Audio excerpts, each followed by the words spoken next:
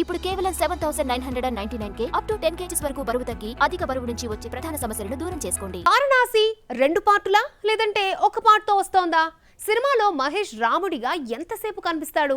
Mythological touch ఉన్న ఈ సినిమాలో పాటలు డాన్సులకు స్కోప్ ఉందా?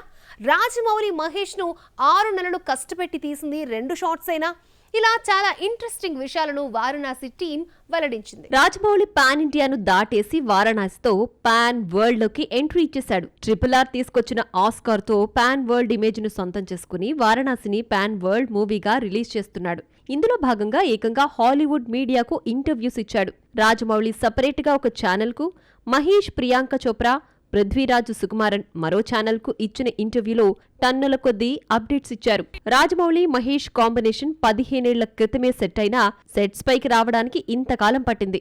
2 ఏళ్ల నుంచి సెట్స్ పై ఉన్న వారణాసిని 2027 ఏప్రిల్ 7న రిలీజ్ చేస్తున్నట్లు మేకర్స్ పోస్టర్ కూడా రిలీజ్ చేశారు. సినిమా 2 పార్టులుగా వస్తోందని జరుగుతున్న ప్రచారానికి రాజమౌళి ఫుల్ స్టాప్ పెట్టాడు.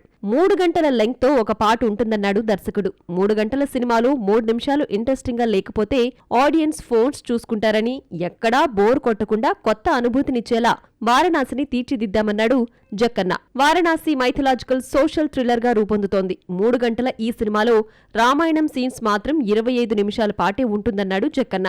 రాముడి గెటప్ గురించి మహేష్ మాట్లాడుతూ, రాముడిగా నిలబడే విధానం నుంచి నటించడం వరకు ఎన్నో రిహార్సల్స్ చేశామని, 2-3 నెలలు దీనికోసమే కష్టపడ్డామన్నాడు. రాజమౌళి దర్శకత్వంలో నటించాలంటే శ్రమదానం చేయాల్సిందే, కష్టం మామూలుగా ఉండదు. ఎంత ఇబ్బంది పెట్టాడో RRR టైంలో ఎన్టీఆర్, రామ్ చరణ్ చెప్పుకొచ్చారు. లేటెస్ట్ ఇంటర్వ్యూలో మహేష్ మాటలు వింటుంటే అంతకంటే ఎక్కువే కష్టపడ్డాడనిపిస్తోంది. మహేష్ రన్నింగ్స్ కు ఫ్యాన్స్ ఉన్నారు. పోకిరిలో రన్నింగ్ సీన్ గురించి ప్రత్యేకంగా చెబుతారు. అయితే వారణాసి కోసం రాజమౌళి తను పరిగెత్తే విధానాన్ని కూడా మార్చేశాడని, 2 షాట్ల కోసం 6 నెలల శిక్షణ తీసుకున్నానని చెప్పాడు మహేష్.